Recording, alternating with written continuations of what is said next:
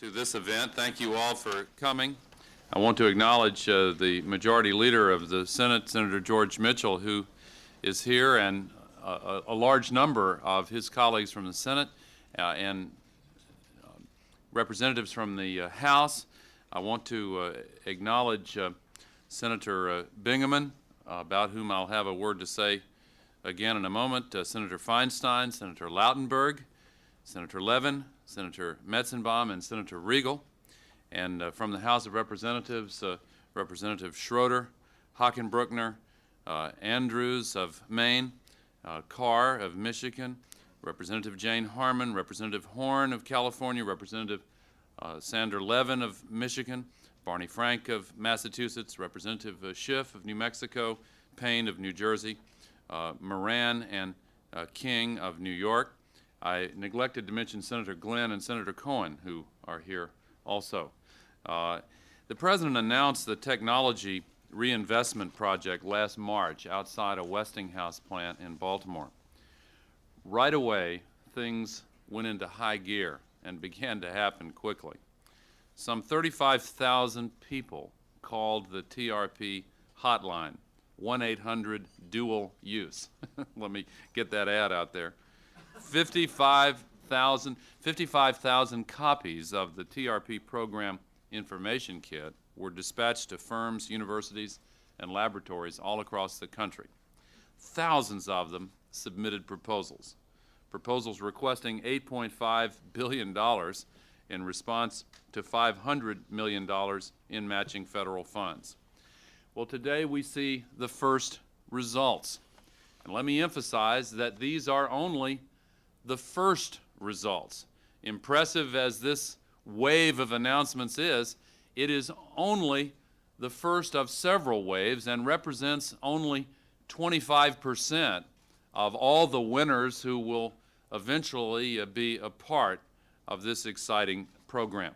We'll announce the rest in early November.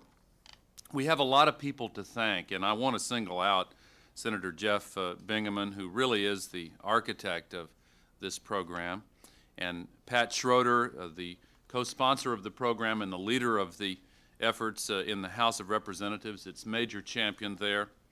And it deserves championing. TRP is nothing less than the cornerstone of this administration's Defense Reinvestment and Conversion Initiative. It honors our commitment to military security and economic security. It helps America prepare for the technologies and jobs of the future. With TRP, we're supporting three types of ventures: new technologies with commercial and military potential during the next 5 years, new uses for existing technologies to help small defense manufacturing companies compete, and training and retraining for engineers, technicians, and other defense workers so they can work on both commercial and military projects. So TRP is a model of reinventing government. 6 federal agencies jointly planned and executed it. The boundaries between these agencies disappeared. The evaluations were made strictly on merit. Let me underscore that. These evaluations were made strictly on merit, and they sound great. Let me just give you 2 quick examples.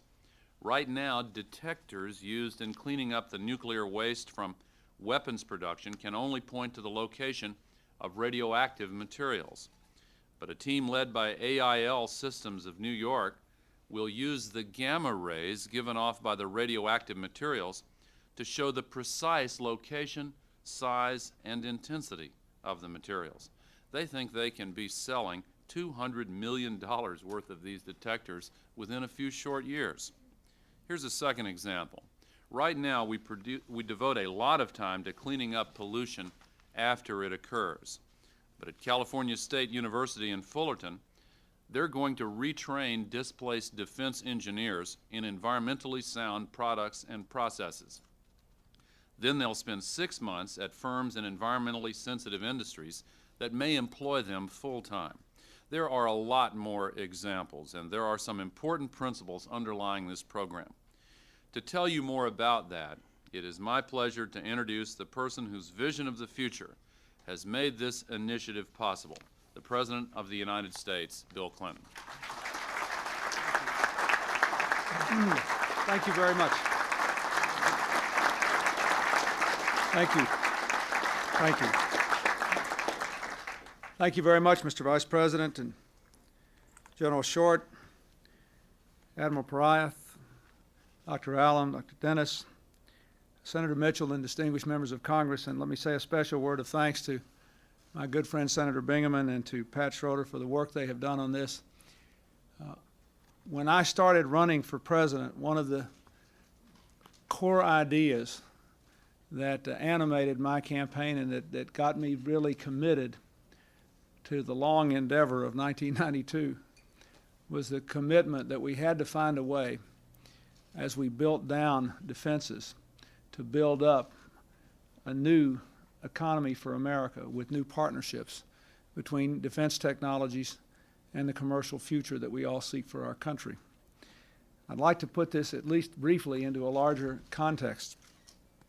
All of you know we are living in a time when all the wealthy nations of the world are having great difficulty creating new jobs. We are now in the 5th year in which the average annual growth among the wealthiest nations has been under 2%. And as we look toward the future and we ask ourselves, what is it that will regenerate the American economic engine in a new and highly competitive global economy in which technology and money and management are mobile, and in which many people in different parts of the world will do certain things for wages our people can't live on, it is perfectly clear that there are 3 things we have to do. We have to better educate and train our workforce. We have to find new markets for our products and services.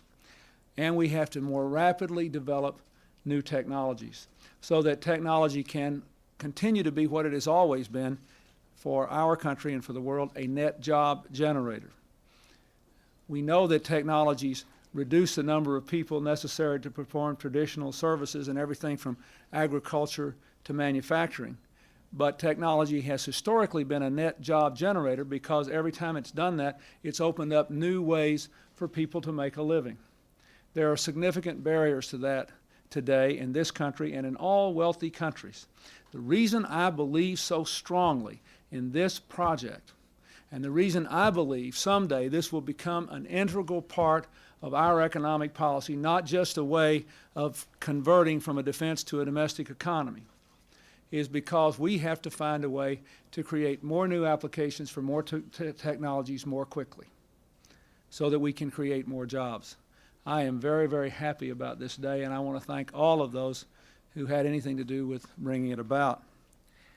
I also want to say, to echo the Vice President, that the first awards in our Technology Reinvestment Project were definitely made on the merits.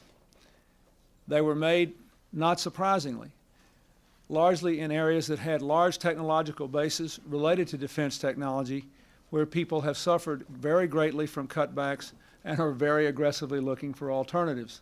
That provided a big incentive for those folks to be very active in trying to build a new future.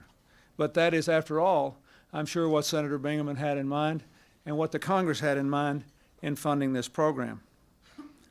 If we're really going to guarantee the security of America, the national security of America, we have to be more economically secure. We have to invest in projects that will create these jobs with new ideas and new technologies. That is the only way, I believe, to keep our nation strong. This effort responds to 2 challenges left in the wake of the end of the Cold War. The first is that you simply can't leave the men and women who won the Cold War out in the cold. It is wrong to walk away from them.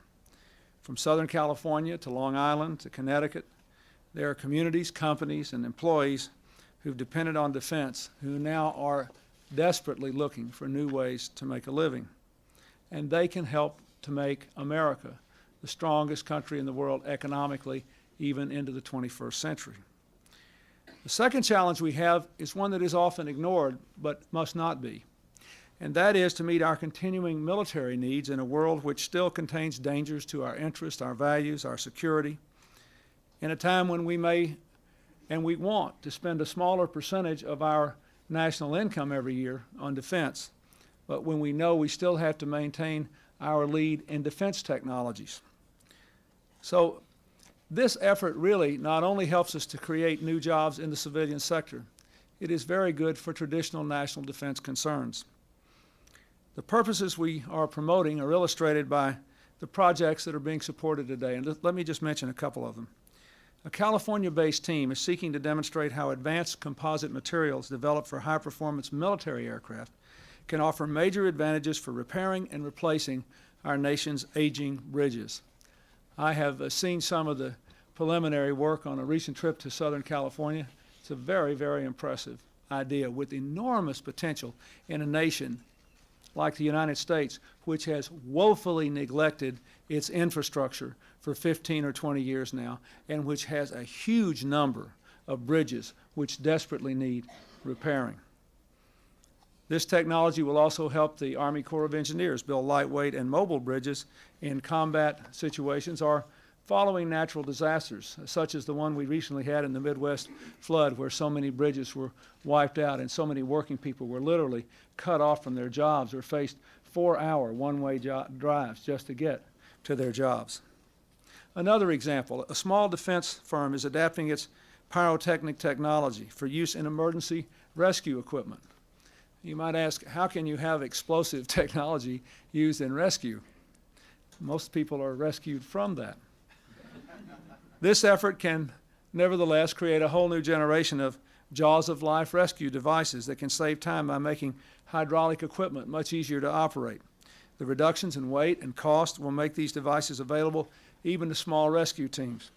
I can tell you, as the former governor of a state with a lot of rural communities, I spent an enormous amount of time just trying to figure out how to get this kind of equipment out to people and then how to make sure there were people there trained to use it. This could be a very significant thing in managing traumatic situations in rural communities, especially those that are isolated. By commercializing this technology, we'll help to preserve a part of the pyrotechnic industry that is important to our nation's defense, as well as solving the problems of Americans here at home. We're working with a team of companies and research labs to determine how the high-powered lasers that have been developed for the military can be adapted to make civilian products. The technology will offer higher precision and greater tooling speeds. This can help American industries from automobiles to aerospace, agricultural equipment, electronics, shipbuildings. All these industries compete and win around the world. And after more than a decade in which our machine tools have suffered significant setbacks in the global economy, this offers a real chance for us to take back a significant sector of international trade. We're also supporting retraining programs for scientists, engineers, and other defense workers all across the country in Alabama, Arizona, California, Michigan, New Jersey, New York, North Carolina, Ohio, and Washington. Our world is being transformed by technological, economic, and political change. This project is a part of our overall strategy in this administration to make those changes our friend instead of our enemy. Whether we're cutting the national deficit or investing in a whole new education and training program or reforming the welfare system or providing health security or expanding trade, we know that all these things have to be done if we're going to really allow the American people to live up to the fullest of their potential. We're working hard here in the government to set an example under the Vice President's leadership to give this reinventing government effort a technological twist that maybe some of you ought to contribute to also in this project. And we want to set an example, but we also want to help lead the country to make the changes that will help us all to change our lives for the better. We know that doing nothing is not an option. And I want to say in closing that this is one idea that has really caught on with the Congress.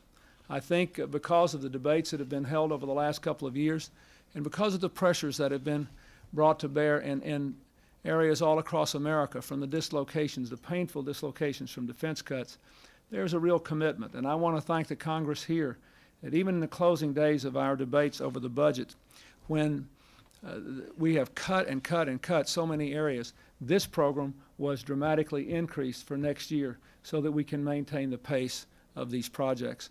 And I hope we'll be able to increase it year in and year out as long as there are new ideas, new technologies, new jobs, and new movement for the American economy. Thank you all very much.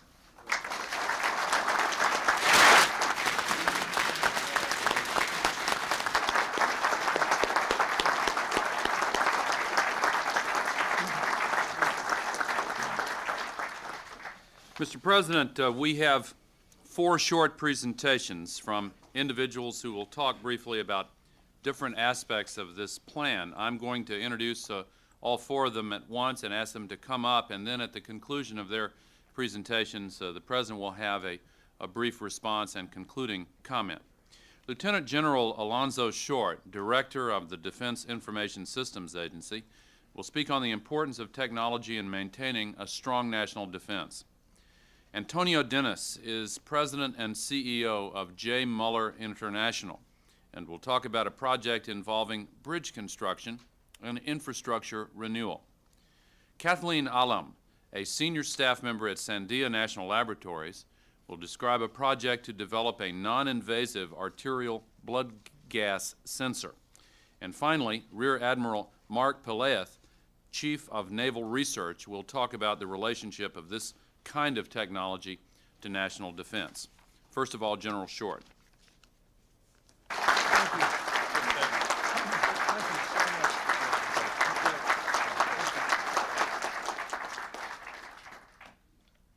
Ladies and gentlemen, in closing, let me say again how very much I appreciate the enthusiastic cooperation and the participation of the people in our national defense effort, without whom none of this would have been possible. The people in the Defense Department, the people in the energy labs have embraced this challenge with real commitment, and it will make a difference to America's future. You can see just from what has happened today that our country has the technology, the skills, the ideas, the energy, and the will to compete and win in the global economy. What we have lacked for too long is the necessary degree of organization in critical areas of our national life, from education to healthcare to technology, right across the board. This is a huge step in giving us the organizational framework we need to put the talents and the incredible wealth of ideas of the American people to work. And I thank you all for being a part of that. We're adjourned.